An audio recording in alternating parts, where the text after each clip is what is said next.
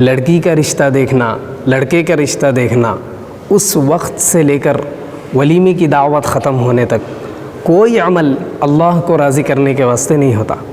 ہر جگہ ایک ہی جملہ ہے، ایک ہی کلام ہے، کیا لوگ کیا کہیں گے، معاشرہ کیا کہیں گا، قبیلے والے کیا کہیں گے، رشتہ دار کیا کہیں گے۔ ایک آدمی آپ کے سامنے یہ ثبوت دے رہا کہ میرے پورے دین کے معاملے میں، میرے پورے اسلام کے معاملے میں میرا خدا اللہ ہے، لیکن میرے شادی بیاہ کے معاملے میں نعوذ باللہ میرے خدا یہ لوگ ہیں۔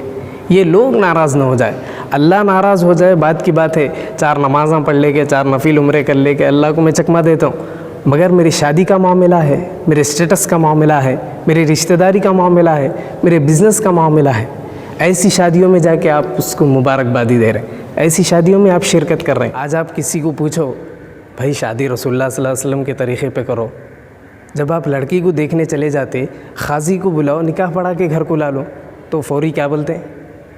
وہ دور الگ تھا، آج کا دور الگ ہے، وہ کلچر الگ تھا بھائی، آج کا کلچر الگ ہے۔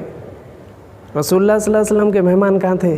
ہمارے مہمان ہیں، حیدرآباد میں ہمارے مہمان ہیں، سعودی عرب سے ہمارے مہمان آنے والے ہیں۔ دیکھیے اب ایک شخص آپ کو یہ ثبوت دے رہا کہ رسول اللہ صلی اللہ علیہ وسلم کا کلچر الگ تھا، آج کا کلچر الگ ہے۔